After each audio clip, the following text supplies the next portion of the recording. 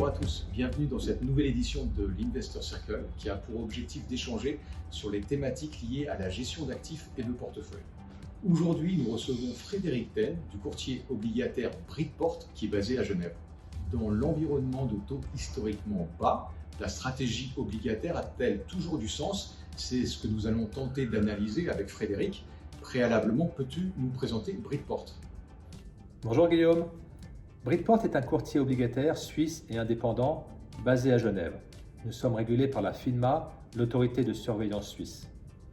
Depuis presque 30 ans, nous proposons à environ 500 clients institutionnels actifs en gestion obligataire, banques privées, family office, fonds et gérants de fortune indépendants, des services d'exécution et de conseil sur les obligations corporate et souveraines. Parmi nos domaines d'expertise, les obligations émergentes, les obligations à haut rendement, les financières subordonnées ou les obligations illiquides. Tout comme Bank One, nous sommes une architecture ouverte. Nous ne vendons pas de produits, mais plutôt notre formidable accès au marché, avec plus de 200 contreparties dans le monde entier. Avec plus de 30 milliards de volumes annuels traités, nous sommes le premier intermédiaire de Suisse. Cher Frédéric, selon toi, peux-tu nous expliquer l'intérêt d'acheter des obligations en direct plutôt qu'un fonds obligataire? Eh bien Guillaume, j'y vois plusieurs avantages. C'est plus direct et plus précis. À mon sens, l'achat d'obligations permet d'être plus fidèle à une stratégie choisie plutôt que de subir un benchmark. Il permet une sélection d'opportunités individuelles, bottom-up, plutôt qu'une exposition de style macro, caractéristique de beaucoup de fonds. Il permet aussi d'être plus réactif face à de violents mouvements de marché comme on a connu cette année. Il y gagne une plus grande transparence des coûts et on évite aussi d'être trop dépendant d'un gérant. Alors Guillaume, quelle est la grande particularité du marché obligataire? C'est d'être encore un marché de gré à gré. Ce qui veut dire que pour une obligation donnée à l'instant T, il peut y avoir un grand nombre de prix et de montants possibles.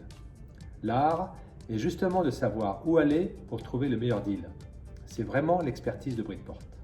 Acheter une obligation est plus compliqué qu'acheter une action. En effet, les obligations se négocient sur le marché OTC, over the counter, ce qui signifie qu'elles se négocient en dehors de la bourse entre professionnels de gré à gré. Dans ce cadre-là, Frédéric, peux-tu nous expliquer les avantages de passer par un broker tel que Bridport? Oui Guillaume. Tout d'abord, la qualité d'exécution de nos ordres doit être irréprochable, rapide avec de bons prix. Pour y parvenir, nous sommes aidés par 3 sources de liquidité.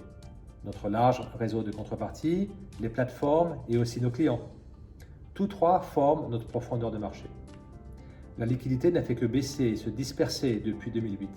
Alors en quoi Bridport va-t-il pouvoir vous aider? Eh bien, notre indépendance et nos réseaux font que nous pouvons vraiment jouer un rôle central dans l'équation de la liquidité, notamment avec le trading électronique. Ensuite, Bridport est impartial, sans conflit d'intérêt dans ses recommandations, parce que nous n'avons aucune position à vendre.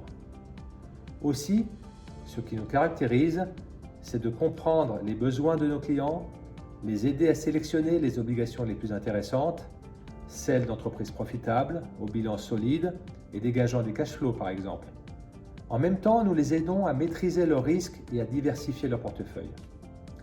Grâce à notre outil analytique Keox, nous produisons des listes obligataires sur mesure avec nos indicateurs objectifs de valeur relative et de qualité fondamentale pour chaque obligation, sans oublier les critères environnementaux et de gouvernance. Alors, durant la période de crise liée au Covid, quel a été le comportement de vos clients? Peux-tu nous partager tes observations? Eh bien Guillaume, le mieux est peut-être de donner quelques exemples. En mars, nos clients ont vendu massivement et sans distinction des crédits solides comme Apple ou Total, courts ou longs, en même temps que des crédits plus fragiles, comme les subordonnés bancaires ou le high yield. À ce moment-là, nos clients étaient vendeurs 70% du temps. À partir d'avril, les flux se sont inversés, à 70% acheteurs. On a eu l'exemple d'un client qui vendait des Ford 2031 à 108 début mars pour les racheter à 88 mi-avril. D'autres clients qui vendaient des Deutsche Bank 2025 subordonnés à 104 fin février et en rachetaient à 81 un mois après. Une volatilité digne du marché action. Cher Frédéric, quels enseignements tirer de cette crise liée au Covid et quel est ton sentiment, quelle est ta vision sur le marché obligataire après Covid, sachant que le taux de défaut attendu est en hausse? Alors Guillaume, selon moi, les tendances de demain sont déjà là. des comportements plus tactiques, des rallongements de duration anticipant des taux durablement bas, le soutien illimité des banques centrales, l'importance du facteur humain face aux limites des algorithmes et des plateformes, l'utilisation plus fréquente des ordres limités, plus de sélectivité sur les crédits, notamment le high yield. Je vois de nouvelles opportunités dans les domaines de la technologie, de la santé, des médias, mais aussi chez certains émetteurs émergents, comme en Amérique latine. Les critères ESG vont s'imposer progressivement comme critères de sélection.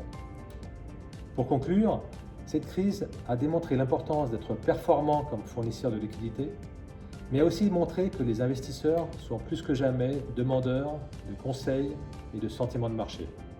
Merci Frédéric pour ton analyse. On espère te voir prochainement à l'île Maurice dès la réouverture des frontières. Merci à toi Guillaume pour ton invitation et à très bientôt. Comme disait Frédéric, il est important de diversifier son risque lorsqu'on investit directement sur le marché obligataire corporate. Merci à tous d'avoir suivi cette édition de l'Investor Circle. Je vous dis à très bientôt pour de nouvelles analyses.